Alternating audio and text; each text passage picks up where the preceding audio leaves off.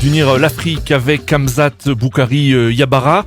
Hamzat Boukari Yabara, parmi les intellectuels africains du XXe siècle que vous citez dans le livre, il y a Cheikh Anta Diop, historien, anthropologue sénégalais, né en 1923 et mort en 1986. Un intellectuel qui s'est attaché sa vie durant à montrer l'apport de l'Afrique, et en particulier de l'Afrique noire à la culture et à la civilisation mondiale. Alors quel a été son rôle précisément et son impact dans le développement du panafricanisme ? Je dirais que le rôle qu'a tenu Cheikh Anta Diop, c'est un rôle de maïotique. D'une certaine manière, il a fait accoucher l'épistémologie africaine en la reliant à la plus ancienne civilisation qui est celle de l'Égypte pharaonique, donc la civilisation égypto-nubienne. Et il a surtout repensé la question des humanités africaines en l'inscrivant justement dans les langues africaines, en partant notamment de la langue des anciens Égyptiens, donc qu'on appelle communément le hiéroglyphe, en montrant que toutes les langues africaines en fait avaient une même unité culturelle. Donc c'est assez intéressant la manière dont il a fait un travail d'archéologie des humanités et des sciences africaines, mais également la manière dont il a essayé de le traduire par la suite dans un projet beaucoup plus global. Et Cheikh Anta Diop est un auteur, un penseur, un intellectuel pluridisciplinaire. Oui. On oublie souvent qu'il a été aussi physicien, mais qui a vraiment consacré l'intégralité de sa vie et de ses travaux à l'Afrique. Et d'une certaine manière, il a construit un véritable système qui a fait école par la suite et qui continue encore aujourd'hui à nourrir des débats extrêmement important sur l'histoire de l'Afrique. Cheikh Anta Diop exhorte les Africains, notamment à la restauration de leur unité historique, à travailler à l'unification du continent avec une seule langue africaine. Est-ce que, pour lui, d'après vous, panafricanisme rime avec fédéralisme ? Alors, oui et non. C'est-à-dire que le terme de fédéralisme, il est assez trompeur, puisque à l'époque, il y avait dans la plupart il y avait dans le débat africain, dans le débat autour des indépendances, l'utilisation de ce terme dans un sens qui était différent de celui que l'on peut concevoir aujourd'hui. Par exemple, Senghor l'utilisait également, mais pour Cheikh Anta Diop, il fallait penser à un État fédéral. Oui. Donc le fédéralisme devait être le modèle de l'État à mettre en place et le panafricanisme devait être l'idéologie de cet État-là. Mais lui concevait effectivement cette notion de fédéralisme comme centrale. Il va d'ailleurs écrire en 1960 un livre très important, Les fondements économiques et culturels d'un État fédéral d'Afrique noire, où il montre justement comment il faut repenser la géographie du continent africain à partir des ressources, à partir des pôles culturels, également à partir d'une autre géopolitique, entre guillemets, endogène au continent africain.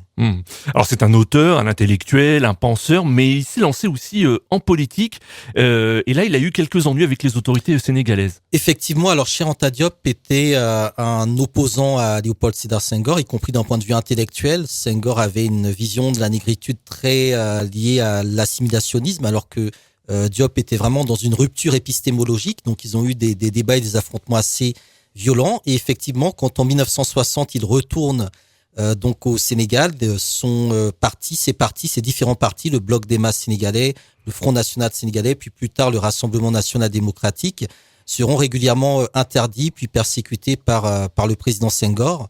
On va également l'interdire d'enseigner ses travaux à l'université qui porte aujourd'hui son nom, l'université Cheikh Anta Diop. Et donc, il sera également emprisonné brièvement. Donc, Diop a été effectivement persécuté d'un point de vue politique par le régime sénégalais. Il s'opposait, selon vous, à Léopold Sédar Senghor, essentiellement à cause de la vision assimilationniste de ce dernier, selon vous ? C'était le principal point de désaccord ? Non, en fait, Cheikh Anta Diop était un grand démocrate. Et contrairement à ce que l'on peut penser, souvent la politique de Senghor est vue comme très démocratique. Mais en fait, Cheikh Anta Diop militait pour qu'il y ait plusieurs courants politiques qui puissent s'exprimer au Sénégal. Et d'ailleurs, il a été très solidaire de Mamadou Dia, qui était à l'époque le premier ministre que Senghor a fait emprisonner, en soulignant que tant que Mamadou Dia et ses compagnons resteraient en prison, eh bien, ils continueraient à boycotter ce système-là.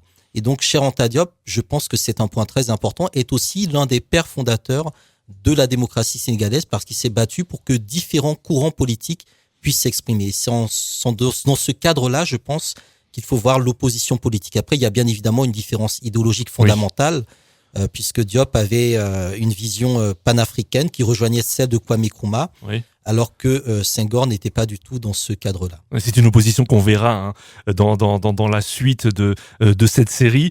Mais Cheikh Anta Diop est l'un des premiers à remettre concrètement en cause aussi la question des frontières héritées de la décolonisation. Oui, il évoque le cas non pas de la balkanisation, comme le disait Senghor, mais de la sud-américanisation du continent africain, en expliquant que les États africains vont être tellement morcelés, tellement inadaptés aux défis auxquels ils sont confrontés, que n'importe quelle multinationale, donc il faisait référence à la United Fruit qui faisait la pluie et le beau temps en Amérique centrale, eh bien sera en capacité de dicter sa volonté aux États africains. Qu'il fallait donc repenser la question territoriale et mettre en place au minimum une sorte d'État fédéral qui irait grosso modo du tropique du Cancer au tropique du Capricorne dans un premier temps et qui permettrait d'une certaine manière de libérer les visions africaines. Il avait une vision qui était notamment fondée sur les grands travaux, sur les infrastructures, sur les grands axes de communication, en expliquant que nous avons des territoires qui sont beaucoup trop pétriqués pour penser justement, par exemple, des lignes à grande vitesse, des autoroutes de développement, etc. Et qu'il fallait donc libérer le continent africain de son carcan géographique. Est-ce que le principal héritage de Cheikh Anta Diop laissé à l'Afrique, selon vous, est la connaissance de son origine ? Ou la recherche perpétuelle de la connaissance de son origine? La recherche perpétuelle de la connaissance de son origine, tout à fait. C'est-à-dire la capacité à penser par soi-même. Diop déplorait souvent que la vérité sonne souvent blanche, et donc il expliquait que les Africains sont tout à fait capables, bien à compétence égale, de mener leur propre recherche et d'atteindre également leur propre vérité, et de l'exposer et de la défendre au reste du monde. Et c'est ce qu'il fera notamment lors du fameux colloque de 74 de l'UNESCO, où il va défendre donc ses thèses sur l'égyptologie pour démontrer en quoi précisément la civilisation négro-africaine est à l'origine en fait de la civilisation égyptienne.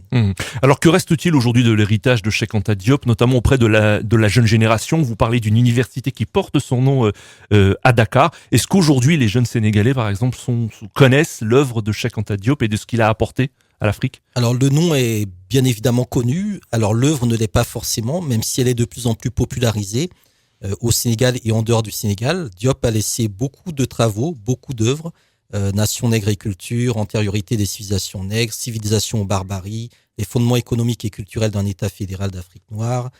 Donc énormément de travaux qui continuent à être étudiés. Il y a des revues qui se sont inspirées de lui, comme la revue Ankh. Donc il y a tout un héritage, il y a toute une école historiographique qui est liée à Cheikh Anta Diop et qui continue à produire des travaux aujourd'hui. Et c'est ça, je pense, le plus intéressant. Ce n'est pas une connaissance ou un savoir stérile, c'est une connaissance et un savoir qui continue à produire encore aujourd'hui du débat et de la réflexion. Alors, quelques mots sur ces théories concernant l'Égypte antique. Tout simplement à partir des travaux sur les questions linguistiques, sur les questions également de migration de population, Diop a pu démontrer tout simplement que le berceau de la civilisation égyptienne, contrairement à ce que l'on pensait, ne venait pas du nord mais venait bien du sud.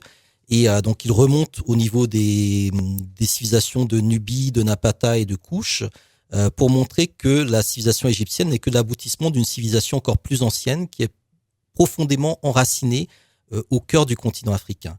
Et que à partir de la migration de ces populations le long de la vallée du Nil, on est capable de reconstituer une unité culturelle de l'ensemble des peuples qui sont aujourd'hui présents sur le continent africain. Et que par conséquent, si on connaît l'historiographie de l'Égypte, la linguistique à partir justement de l'égyptien ancien, on est capable de montrer qu'il existe une unité culturelle à l'échelle de l'ensemble du continent africain aujourd'hui. Est-ce que c'était des thèses qui étaient en opposition avec celles développées par des égyptologues? Oui, non, c'était des thèses en opposition, bien évidemment, avec une vision raciste et colonialiste qui disait que l'Afrique n'avait pas d'histoire, avec une vision raciste et colonialiste qui disait que les Africains avaient trop de langues, trop d'ethnies, étaient incapables de s'entendre. Et donc Diop, lui, montre qu'au contraire, il n'y a pas d'incompréhension linguistique qui tienne, puisque toutes les langues découlent, je dirais, d'une même origine.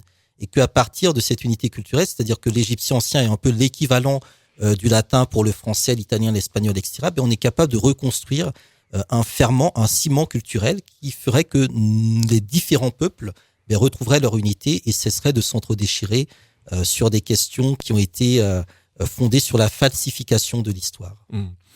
Hamzat Boukari Yabara, je rappelle le titre de votre livre Africa Unite, une histoire du panafricanisme aux éditions La Découverte.